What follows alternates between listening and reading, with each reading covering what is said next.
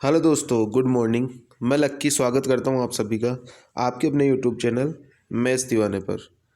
Guys, नए आए हो तो चैनल को सब्सक्राइब कर लेना और सेशन को दोस्तों के साथ शेयर कर देना, ठीक है मेरे भाई। अभी अपन करने वाले हैं 16 तारीख का पेपर, 16/11/2021 का शिफ्ट फर्स्ट का पेपर, शिफ्ट फर्स्ट का, ठीक है। शिफ्ट फर्स्ट जो हुई थी उसका पेपर अपन डिस्कस करने वाले हैं, ठीक है मेरे भाई। एसएससी जीटी का तो टोटल मैं 23 सवाल लेके आया हूँ, ठीक है। 2 सवाल कौन से नहीं लेके आया हूँ जो बोर्ड मास वाले हैं, वो मैं 2 सवाल नहीं लेके आया हूँ जो बोर्ड मास वाले हैं। बाकी ये 23 सवाल में से आपको 23 में से 23 सवाल बनने चाहिए, तब जाके आप मानना कि आपकी तैयारी हो चुकी है ठीक ठाक। क्योंकि मैंने इतनी प्रैक्टिस करवा दी है कि आप 23 के 23 सवाल फोड़ दोगे, देखते फोड़ दोगे, ठीक है मेरे भाई।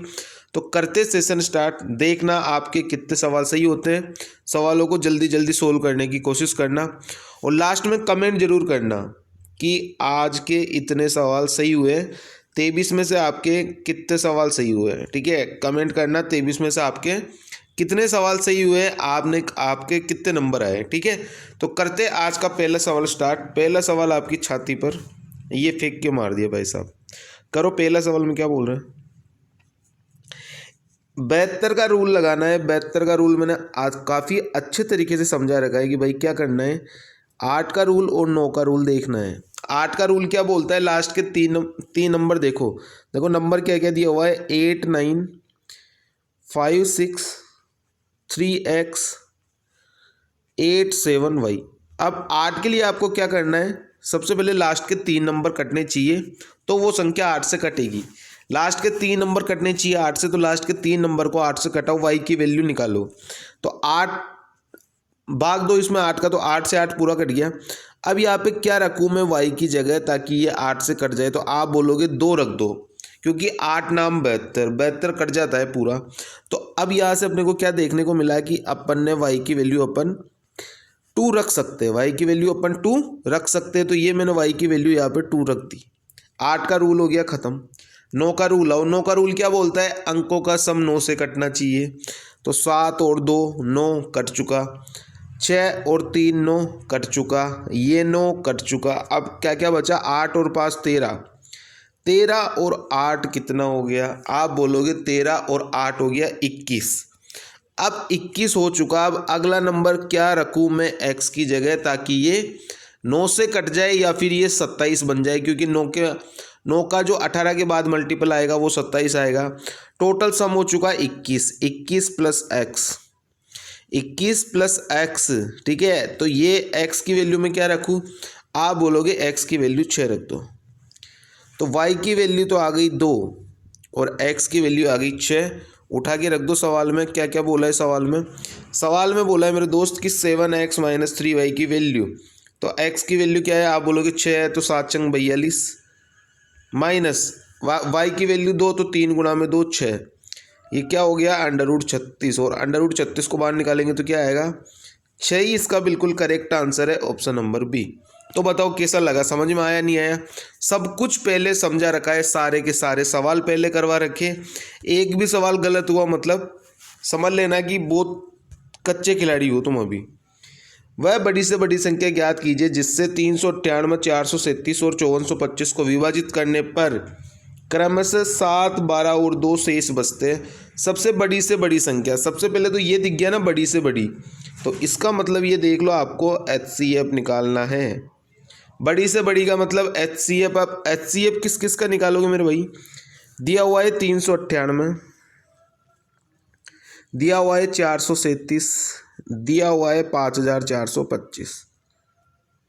फिर क्या बोला है कि रिमाइंडर भी बच रहा है 7 12 और 2। तो इसमें से 7 माइनस कर दो, इसमें से 12 माइनस कर दो, इसमें से 2 माइनस कर दो, और फिर ले लो इनका HCF। कितना आएगा, 391 आएगा। 7 माइनस करने के बाद इधर कितना आएगा, आप बोलोगे इधर 425 आएगा। इधर कितना आएगा, आप बोलोगे 5423 आएगा। यही आएगा ना, 5423 आएगा, 5423। अब मैंने आपको क्या बताया था मैंने आपको कि HCF कैसे निकालोगे, जो सबसे कम डिफरेंस है वो या तो वही आंसर होगा या उसी का कोई मल्टीपल आंसर होगा। निकालो डिफरेंस, 5 में से 1 गया तो 4, 12 में से 9 गया तो 3, 34 आ गया। अब क्या 34 आपको कहीं दिख रहा है क्या? आप बोलोगे 34 मेरे को कहीं नहीं दिख रहा। 34 नहीं दिख रहा तो इसका कोई मल्टीपल देख लो। आपको कहीं 17 दिख रहा है, आप बोलोगे बिल्कुल दिख रहा है 17। तो HCF क्या हो जाएगा दोस्त? HCF हो जाएगा 17। ऑप्शन नंबर ए जो है ये इसका बिल्कुल धुआंधार करेक्ट आंसर है। आ जाओ नेक्स्ट सवाल पे। 12% ऑफ 4% ऑफ 7% ऑफ 2 इंटू 10⁻6 का मान कितना होगा? निकाल लेते हैं कितना क्या होगा। 12% है तो 12/100 इंटू 4/100 इंटू 7/100 इंटू 2 इंटू 10⁻6 यानी 1 2 3 4 5 6, 2 4 6, ये पूरा कट गया। गुणा कर लो, 12 चौक 48, 48 गुणा में 14, 48 गुणा में 14 करोगे कितना आएगा? यूनिट डिजिट देख लो आप, तो 8 चौके 32 यानी लास्ट में 2 मिलना चाहिए, तो 672 आंसर क्या आ जाएगा? 672 इसका बिल्कुल करेक्ट आंसर है, ऑप्शन नंबर सी। नेक्स्ट सवाल आओ, जल्दी जल्दी सवालों को करने की कोशिश करना। एक बल्लेबाज ने 124 रन बनाए, 6 चौके और 10 छक्के लगाए, तो 6 गुणा में 4 24 रन तो इसने चौकों से बनाए, और छक्के कितने लगाए? 10, तो 10 गुणा में 6 60, यानी इसने कितने रन बनाए? 4, और यानी इसने 84 रन बनाए चौके से और छक्के से। तो 124 में से अगर इसको माइनस करूंगा मैं तो कितना बचेगा? आप बोलोगे कि सर ये 40 बचेगा, यानी 40 रन इसने दौड़कर बनाए।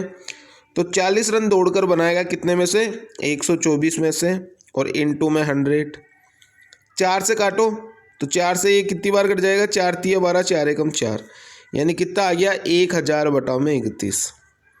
और 1000/31 अगर आप निकालोगे तो क्या हो जाएगा? 32 सही 8/31। क्या हो जाएगा दोस्त? 32 सही 8/31। यही इसका बिल्कुल करेक्ट आंसर है, ऑप्शन नंबर डी। पहले भी करवा रखा है ये वाला सवाल, ठीक है। नेक्स्ट सवाल पे आओ। ए और बी के वेतन का रेशियो 6:7 है, तो ये मैंने लिख दिया भाई 6:7, लिख दिया 6:7। अब क्या बोला है? इसके वेतन में इतने की वृद्धि हो जाती है 5 सही 1/2, और 5 सही 1/2 को बेटे अपन क्या बोल सकते हैं? 11/200%। 11/200% की वृद्धि हो जाती है। अब यहाँ पे 200 है, अगर कैलकुलेशन अपने को आसान करनी है तो क्या मैं इसको भी 200 से गुणा कर दूँ क्या? इसको भी 200 से गुणा कर दूँ क्या? और इसको भी 200 से गुणा कर दूँ क्या? तो आप बोलोगे कर दो। इधर हो गया 1200 और इधर हो गया 1400। 6 और 7 की जगह मैंने 1200 और 1400 लिख दिया, तो कोई फ़र्क नहीं पड़ता। अगर इसको काटूंगा मैं तो वही 6 और 7 आएगा वापस निकल के। इसमें 11/200 की वृद्धि कर दो, 11/200 की वृद्धि कर दोगे तो क्या निकल के आएगा? आप बोलोगे 1400 इंटू 11/200, काटो, यानी 77 की वृद्धि करनी है। अगर मैं 77 की वृद्धि करूँगा तो ये बढ़ के कितना हो जाएगा? आप बोलोगे 1400 था तो 1477 हो जाएगा। और सवाल में क्या बोल रहा है? ये 1477 नहीं हो रहा है, ये 1477 हो रहा है, यानी इसकी वैल्यू जो है वो 1477 जीरो के बराबर है, यानी 1 की वैल्यू 100 के बराबर है। 1 की वैल्यू 100 के बराबर, तो आप बोलोगे 1200 की वैल्यू, इसके आगे भी 2 जीरो चिप, अगर इसके आगे अपन इसकी मल्टीप्लाई करेंगे 100 से तो इसके आगे भी 2 जीरो चिपका दो आप, ठीक है। तो आंसर कितना आ जाएगा? आंसर आ जाएगा ऑप्शन नंबर बी जो है ये इसका बिल्कुल करेक्ट आंसर है। मैंने 200 की गुणा यहाँ पे क्यों करी इस जगह पे? क्योंकि मेरे को काटना था 11/200 से, तो 11/200 से मेरा ये नंबर कट जाए, इसीलिए मैंने मल्टीप्लाई कर दिया 200 का 6 और 7 में, ताकि कैलकुलेशन में आसानी रहे, ठीक है। ये मत बोलना करना है नहीं करना, आपका मन है, करो तो करो नहीं तो मत करो। नेक्स्ट सवाल देखो। 36 मीटर जूट बेचने पर एक दुकानदार को 12 मीटर जूट के विक्रय मूल्य के बराबर राशि का लाभ अर्जित करता है। प्रॉफिट कितने का हो रहा है? आप बोलोगे प्रॉफिट हो रहा है 12 का। सेल कितना कर रहा है? एसपी, आप बोलोगे 36, यानी 36 सेल कर रहा है और 36 सेल पे 12 का लाभ है, तो रियल में सीपी क्या रहा होगा? आप बोलोगे रियल में सीपी 24 रहा होगा। तो 12 का लाभ हो रहा है 24 पे, तो 100 पे कितने का होगा? आप बोलोगे 12 दूनी 24 और 2 से काटोगे 50 बार, यानी आंसर कितना आ जाएगा? आंसर आ जाएगा 50%। ये इसका करेक्ट आंसर है ऑप्शन नंबर डी। आंसर क्या हो जाएगा? आंसर हो जाएगा इसका ऑप्शन नंबर डी। जल्दी जल्दी सवालों को करने की कोशिश करो। क्या बोल रहा है? जब विक्रय मूल्य में 132.60 रुपए की वृद्धि होती है तो 10.5 की यानी 11 सही 3/5% के लाभ में बदल जाती है तो वस्तु का क्रय मूल्य क्या होगा? 10 सही 1/2 को मैं 10.5 बोल सकता हूँ, कोई दो राय नहीं। माइनस का 10.5 से मेरे को कहा जाना है प्लस के। अब 11 सही 3/5 को मैं क्या बोल सकता हूँ? 11.6 बोल सकता हूँ भाई, नहीं बोल सकता? आप बोलोगे बिल्कुल बोल सकता हूँ। तो यहाँ से कितना हो गया ये टोटल? माइनस से पहले जीरो पे आएगा, फिर जीरो से यहाँ पे आएगा, कितना डिस्टेंस कवर करेगा? इन दोनों को जोड़ दो तो 10.5 प्लस 11.6 कितना हो जाएगा? 21 और 22.1। 22.1 की वैल्यू कितनी दी हुई है? 132.60। यही दी हुई है 132.6। तो एक की वैल्यू कितनी हो जाएगी? आप बोलोगे एक की वैल्यू हो जाएगी 6 ही हो जाएगी। 100 की वैल्यू कितनी हो जाएगी? सीपी निकालना है तो 100 की वैल्यू 600। तो आंसर कितना आ जाएगा? आंसर आ जाएगा अपना option number D, 600 is the correct answer. ठीक है, नेक्स्ट सवाल पे चलते हैं। देखो मैंने यहाँ पे 2 सवाल नहीं कराए। कौन सा नहीं कराया है? ये पहला सवाल था, उसके बाद मैंने दूसरा और तीसरा सवाल आपको नहीं कराया है। अब वो मैंने क्यों नहीं कराया है, वो जानने वाले तो जानते हैं कि वो सवाल जो है वो सवाल था किसका? बोर्ड मास का। बोर्ड मास के सवाल मैं यहाँ पे नहीं करा था। मैं टोटल 23 सवाल लेके आया हूँ, 2 सवाल नहीं लेके आया जो बोर्ड मास के थे। ठीक है, इस वाले सवाल को देखो। यदि एक कुर्सी अंकित मूल्य पर 10% की छूट पर बेची जाती है 720 रुपये में, 10% का डिस्काउंट मतलब 90 की वैल्यू 270, 10% की छूट के बाद 720 में बेची जाती है।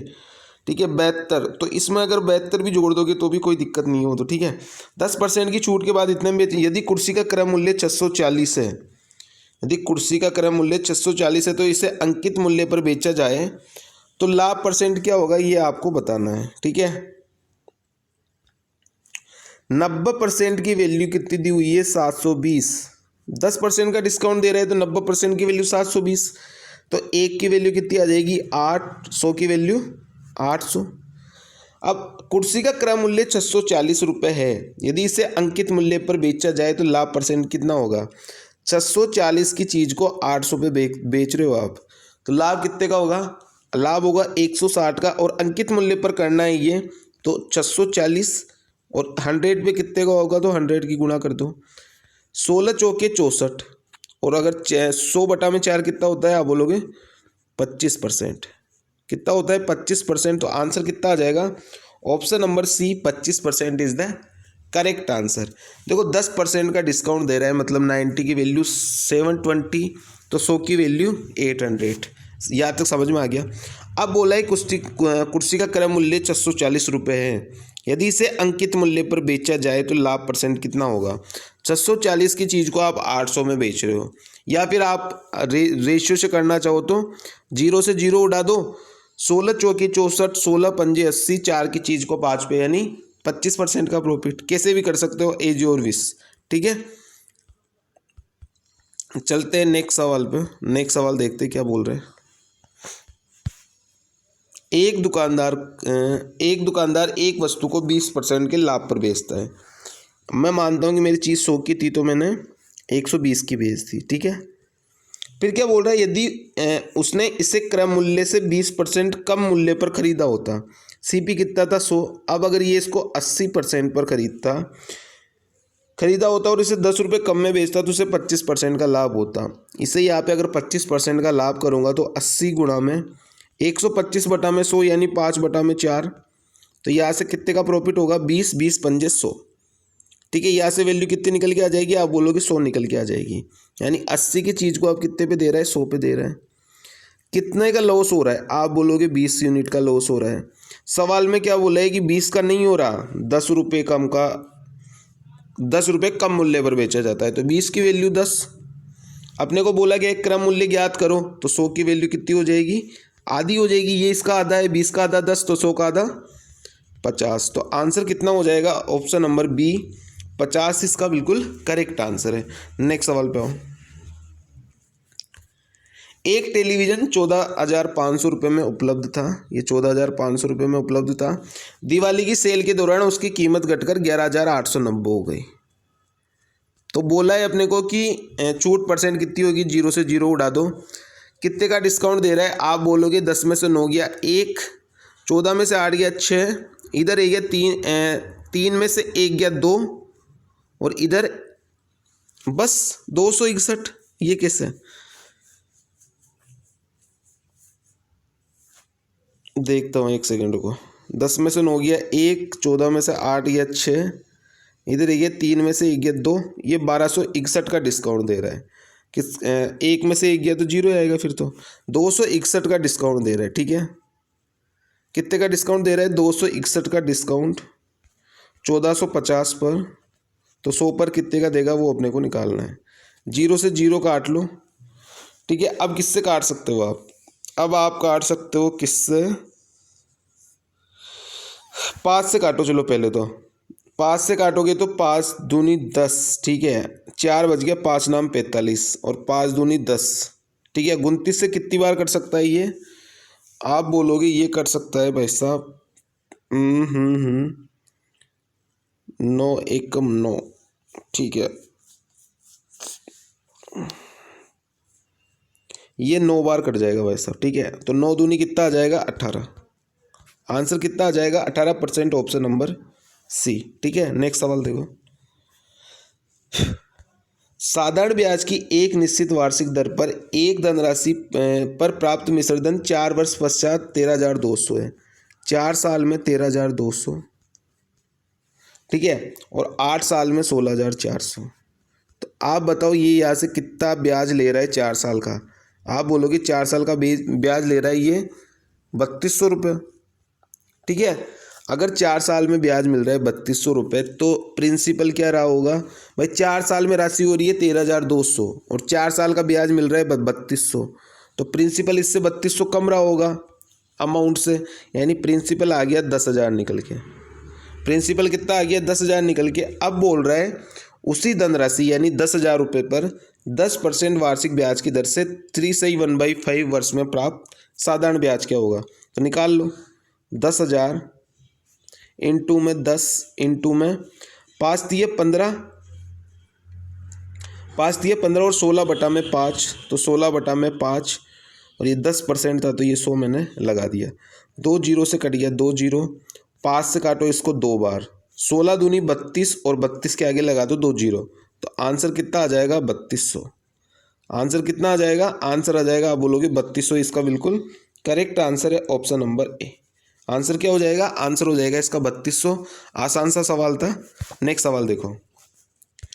2,760 रुपये की धनराशि को इस प्रकार 2 भागों में विभाजित किया जाता है जब उन्हें 5% वार्षिक साधारण ब्याज की दर पर क्रमशः 2 वर्ष और 4 वर्षों के लिए निवेशित किया जाता है, तो प्राप्त होने वाला मिश्र धन बराबर है। इस चीज़ को ध्यान से पढ़ना कि क्या बोल रहा है। मिश्र धन बराबर है कि साधारण ब्याज बराबर है। अब मिश्र धन बोला है तो 5% के हिसाब से 2 साल का ऐसा ही कितना हो जाएगा? 5 गुणा में 2 10, यानी अमाउंट कितना हो जाएगा? 100 गुणा 100 प्लस में 10 यानी 110। तो ए मैंने फर्स्ट वाले को मान लिया ए, तो दूसरा वाला कितना हो जाएगा? 5% के हिसाब से 4 साल का ऐसा ही, आप बोलोगे 20%, तो अमाउंट कितना हो जाएगा? 120%। 0 से 0 उड़ा दो, ए और बी का रेशियो कितना आ जाएगा? आप बोलोगे ए और बी का रेशियो आ जाएगा 12:11। टोटल कितना हो गया? टोटल हो गया 23। 23 की वैल्यू कितनी है? 2,760। तो एक की वैल्यू कितनी आ जाएगी? 23 एकम 23, 4 बच गया, 23 दूनी 46, एक की वैल्यू 120। बोला क्या है? दूसरे भाग की राशि। दूसरा भाग कितना है? 11, तो 11 की वैल्यू कितनी हो जाएगी? 12 गुणा में 11 कितना होता है? 120 और 12 132 यानी 1320। तो आंसर कितना हो जाएगा? ऑप्शन नंबर ए 1320 इसका बिल्कुल करेक्ट आंसर है, ठीक है। मिश्र धन बोला है तो मिश्र धन बराबर किया है। अगर साधारण ब्याज बोलता तो फिर 10 और 20 को बराबर करते हैं, ठीक है। नेक्स्ट सवाल देखो। एक निश्चित धनराशि 12% वार्षिक ब्याज की दर से इतने वर्षों में इतनी हो जाती है। जब ब्याज की गणना 10 मासिक चक्रवृद्धि आधार पर की जाती है तो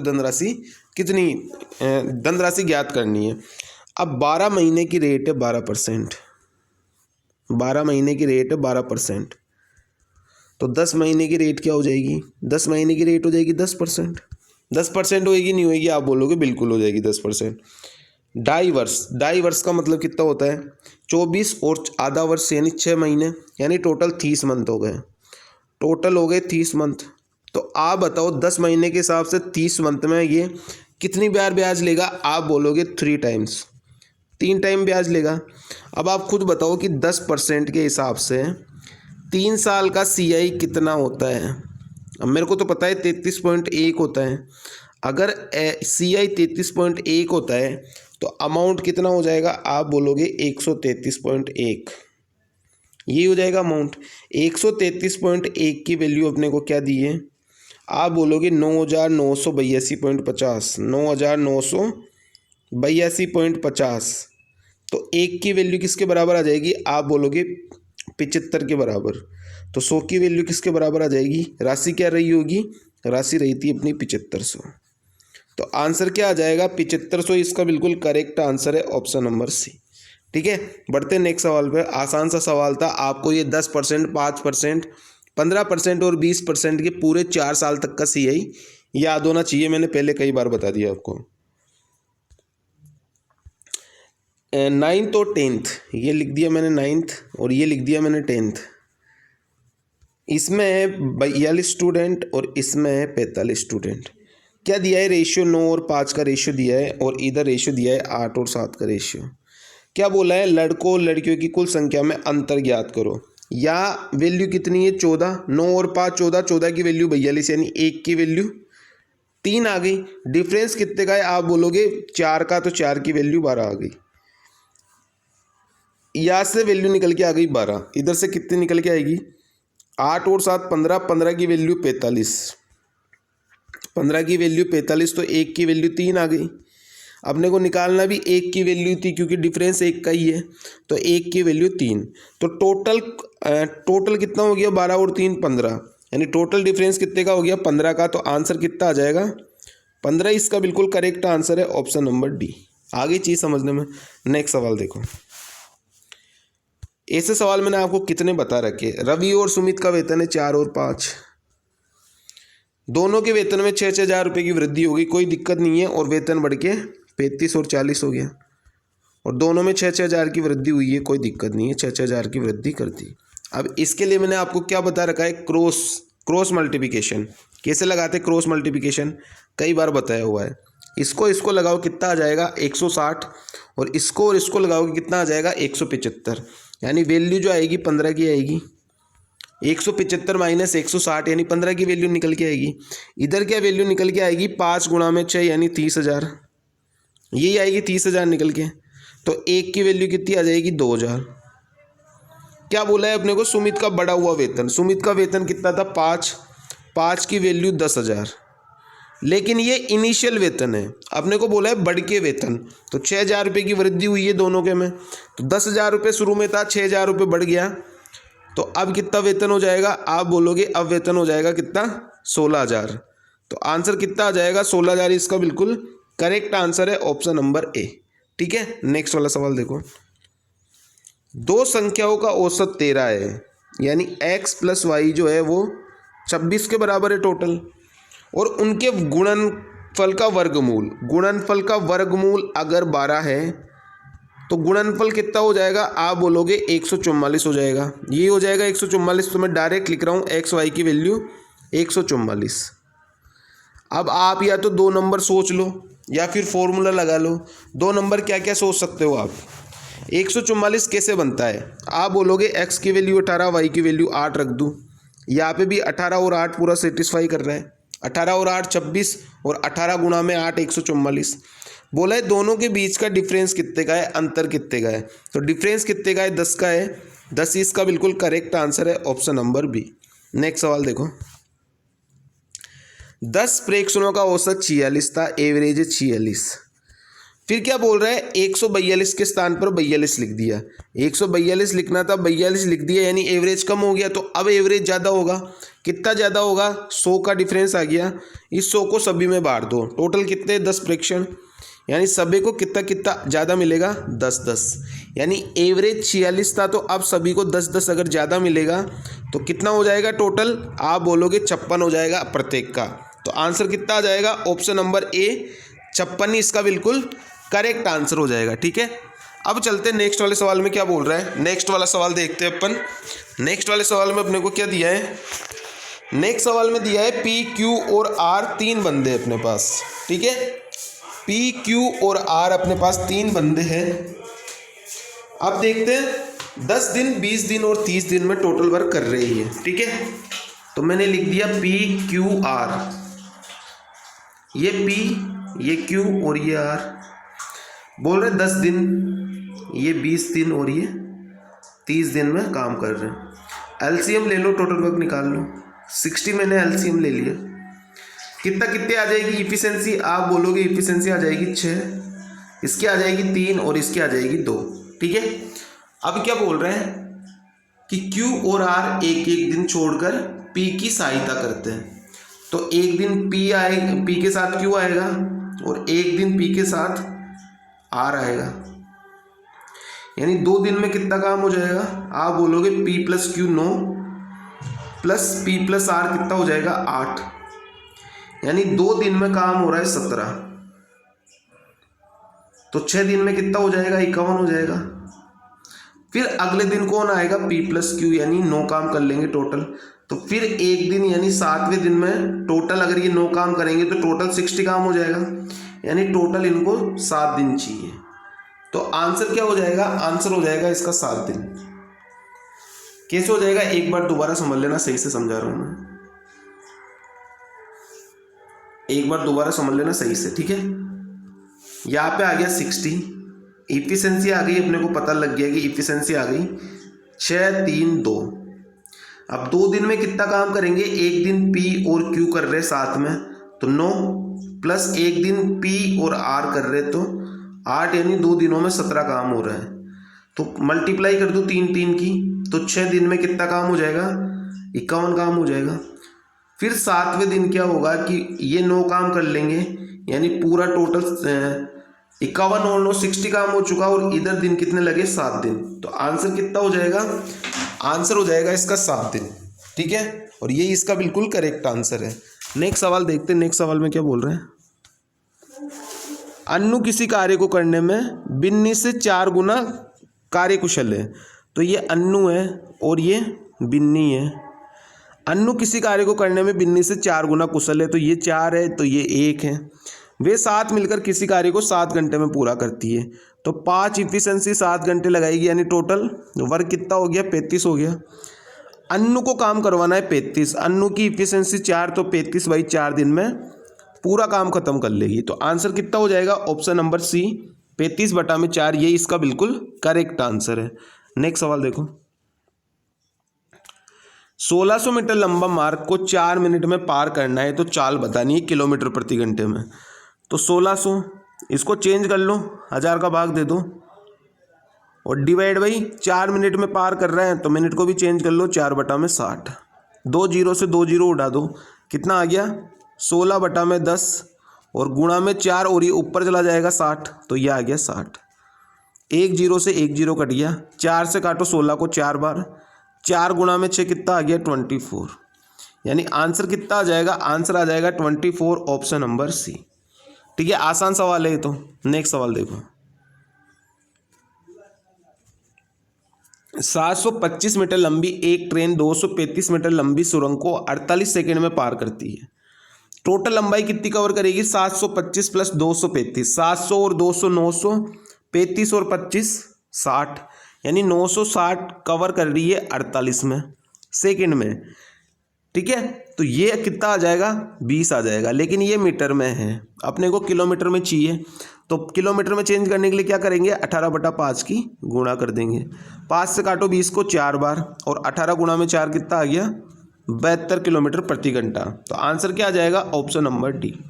कितना आंसर आ जाएगा, आंसर आ जाएगा ऑप्शन नंबर डी, ये इसका बिल्कुल करेक्ट आंसर है।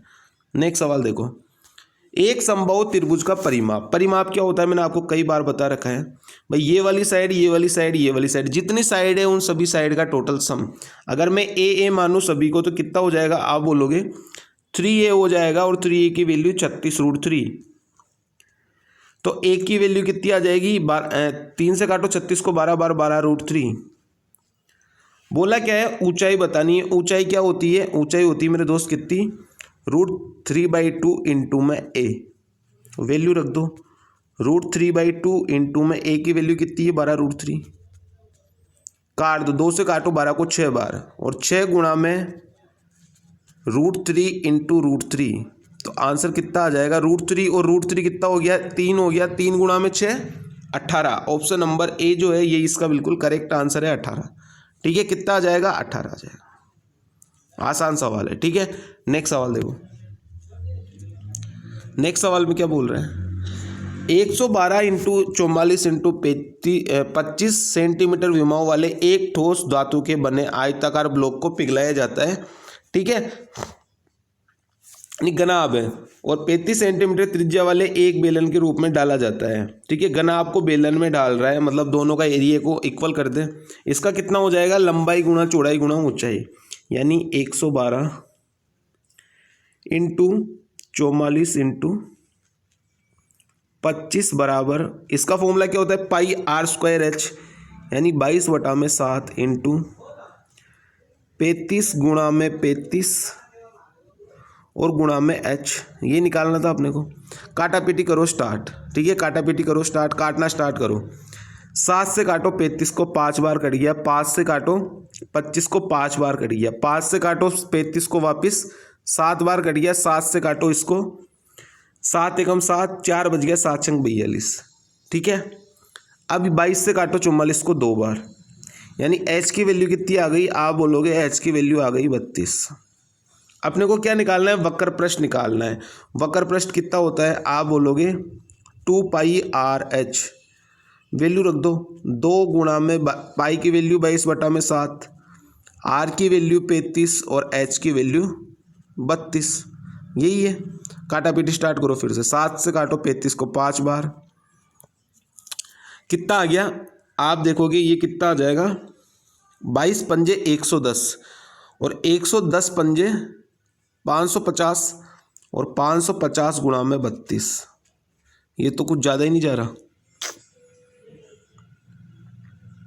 500 गुणा में 3 1500, ये तो कुछ ज़्यादा ही चल जाएगा। एक सेकंड रुको, देखता हूँ मैं। 2πrh 2 इंटू 22/7 इंटू 35 इंटू 32, देखना एक बार, 22 दूनी 44, नहीं यहाँ पे अपन ने गलत कर दिया थोड़ा सा। यहाँ पे देख रहा, कैलकुलेशन में देख लेना एक बार, 22 दूनी 44 और 44 पंजे यहाँ पे बोला है, 44 गुणा 5 गुणा 32 है यहाँ पे, 44 गुणा 5 गुणा 32। ठीक है, तो 44 को 5 से गुणा कर लो, क्या दिक्कत है। 220 गुणा 32 निकालना है अपने को, 220 गुणा में 32। ठीक है, तो 220 गुणा में 32 कितना हो जाएगा, ये हो जाएगा अपने पास, कर लो या तो गुणा ही कर लो पूरा, कोई दिक्कत नहीं है। ठीक है, कैलकुलेशन गलत नहीं करनी बस। 22 गुणा में 32 कर लो, 32 गुणा में 22 कर लो, कुछ भी कर लो। 22 दूनी 44, 7 से लग गया 4, 22 दिए 67 और 4 70, यानी 7040 ही बिल्कुल इसका करेक्ट आंसर है, 7040। ऑप्शन नंबर सी जो है 7040, ये इसका बिल्कुल करेक्ट आंसर है। तो ये आज के अपने सवाल थे। टोटल कितने सवाल हो गए, टोटल सवाल हो गए अपने 23 सवाल। 23 सवाल में से आपके कितने सवाल सही हुए कमेंट करके ज़रूर बताना। कोई सवाल नहीं आए तो कमेंट कर दिया करो, क्लास पसंद आए तो लाइक कर दिया करो, शेयर कर दिया करो दोस्तों के साथ सेशन को, और चैनल पे नए आए हो तो चैनल को सब्सक्राइब कर दिया करो। ठीक है दोस्त, चलते हैं। Thank you so much, tata bye bye.